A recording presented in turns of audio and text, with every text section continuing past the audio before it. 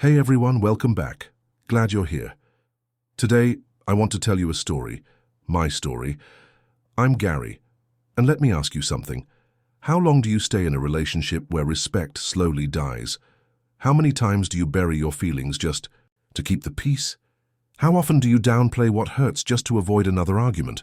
How long do you convince yourself it's not a big deal until it finally is? For me, the breaking point wasn't loud. It wasn't dramatic. It was her birthday party. That night flipped a switch I couldn't turn off. That was the moment I knew this marriage was over. But let me be honest, leaving wasn't about one bad night. It was about everything that led up to it. Tiny cracks I ignored. Quiet disrespect I tolerated. Little betrayals that never looked like betrayal. Until they piled up. Leaving didn't happen overnight. Losing myself did. Like every love story, ours started like magic. Pamela was unforgettable from the moment I met her. Beautiful, poised, magnetic. She had this effortless confidence, like life bent around her pace. But what really drew me in wasn't just her looks. It was how easy everything felt with her. The conversations, the laughs, the connection. It all felt so natural. Thought I'd won the lottery. I thought this was it, my forever person. So I married her. No hesitation, no second thoughts. And for a while it felt like the dream was real. But dreams fade. And reality. Reality shows you things love makes you blind to. Living with Pamela was like slowly solving a puzzle I didn't know I was in. Piece to. By piece I started to see things for what they were. Control wasn't a quirk.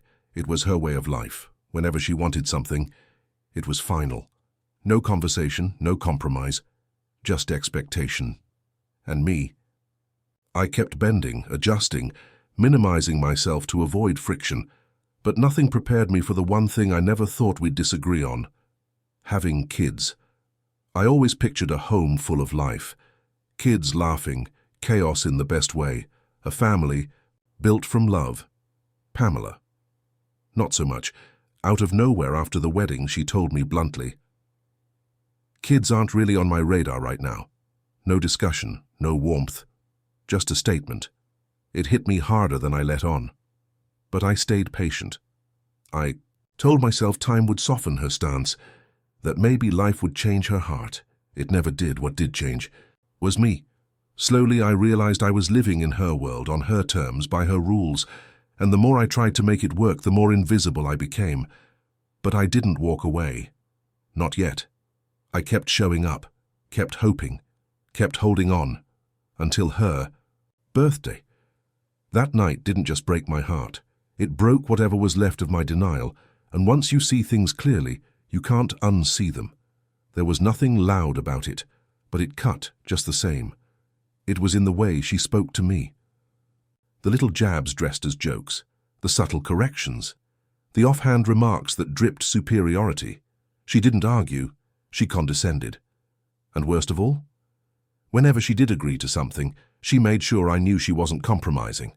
She was settling. That word landed like a slap every time. Settling, like I was lucky she even tolerated me, like being with me was some kind of charity project. I started to feel it everywhere, in her tone, her posture, her silences. I was pulling my weight in every way that mattered. Long hours at work, bills paid, home steady, but none of it seemed to register. Pamela worked too. But I carried most of the financial load, and somehow she carried most of the pride. It ate at me, this quiet power imbalance I couldn't fix no matter how hard I tried. I wasn't her partner, I was obligated to her. That's how she made me feel. The more I tried to talk about it, the wider the distance grew. Whenever I'd bring it up, but calmly, carefully, she'd brush it off. "You're overthinking. You're making problems out of nothing." It was like arguing with a locked door.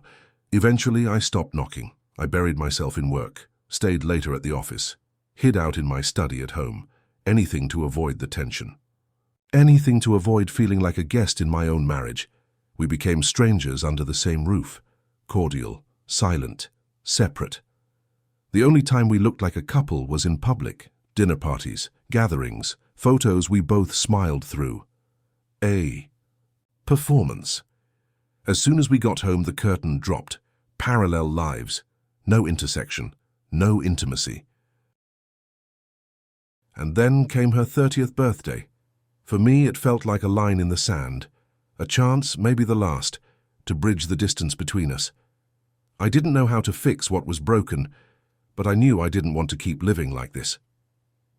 One night, while we sat in that familiar quiet, Pamela casually mentioned, "I'm thinking of throwing a small party for my birthday." That was my window. "Let me handle it," I offered. "All of it." Her face lit up in a way I hadn't seen in months. She smiled, really smiled, and kissed me. For the first time in a long time, I felt useful, wanted. I told myself, this is it. This is how we start over. I just didn't realize then how that night would change everything. I hired an event planner to make sure everything was flawless. No excuses, no complaints. Every detail was deliberate. Flowers, music, food, lighting, all tailored to Pamela's taste. I wanted perfect. When the day arrived, the house looked like a magazine spread. Guests trickled in, friends, colleagues, strangers I suspected Pamela barely liked. None of it mattered. She lit up the room like she always did, poised, radiant, untouchable. I watched her glide through the crowd, laughing, sparkling, and for a second, I let myself believe this night might bring us closer. I had a gift. For her, something personal, something from the heart. I just needed a quiet moment, just us. But that moment never came. Instead, Pamela stood to give her birthday speech. It started out like any other. Polite thanks, sentimental reflections, the usual charm, and then, everything worked out perfectly. I guess I kinda just settled for Gary. Laughter exploded around her. Except from me. I didn't laugh. I couldn't. That line, that word, and settled. I'd heard it before, quietly, cruelly, in arguments, but tonight, she said it for everyone to hear.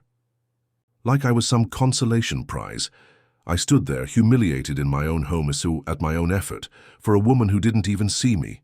I didn't say a word. I didn't cause a scene. I just walked away. I packed a bag, left the party, left her. Hours later, she called, texted, "Where are you?" When I finally picked up, I didn't shout. I didn't curse. I said exactly what needed to be said. "I'm done, Pamela. I'm done being your punchline." Of course, she played dumb. It was just a joke. I was overreacting. Tantrum, she called. No, Pamela. It was clarity. I hung up. For good. Weeks passed. Calls, messages, apologies dressed up as excuses. It didn't mean anything. It meant everything. I filed for divorce. When I returned to pack the rest of my things, she was waiting, crying, begging, reciting vows she'd long since broken. I didn't flinch. Those vows? You broke them long before I did. I walked out. Lighter than I'd felt in years. Commitment teaches you things, and sometimes the hard way. Lesson 1. Never commit to someone who disrespects you, even in jokes. That's not humor. That's honesty in disguise. Pamela's little jokes. They weren't harmless. They were confessions. Every time she joked about settling for me, she wasn't being playful, she was being honest. That's how she saw me, and I ignored it. Big mistake. See, when someone keeps cutting you down, even with a smile, believe them. They're showing you exactly where you stand, and the longer you let it slide, the lower you'll sink. Lesson 2. Silence isn't always peace. Sometimes it's decay. For a while, I thought the quiet in our house meant stability. No shouting. No drama. Maybe we were fine. But silence has a sound, distance, disconnection. I stopped talking. She stopped caring. And day by day, without realizing it, we burned away everything that made us us. Lesson 3. When someone keeps dismissing your feelings, hear them loud and clear. They don't respect you. The final straw. When I finally spoke up, Pamela laughed. Get off. Called me dramatic. Said I was overreacting. That wasn't love, that was contempt. People who care don't belittle your pain. They lean in. They listen. I stayed too long. I excused too much. And I paid for it. But not anymore. Now I'll ask you, was I wrong to walk away? Did I miss something? Or did I finally do what I should have done long ago? Drop your thoughts below. If you've ever been there, stuck between loving someone and losing yourself, I'd love to hear your story. Thanks for listening.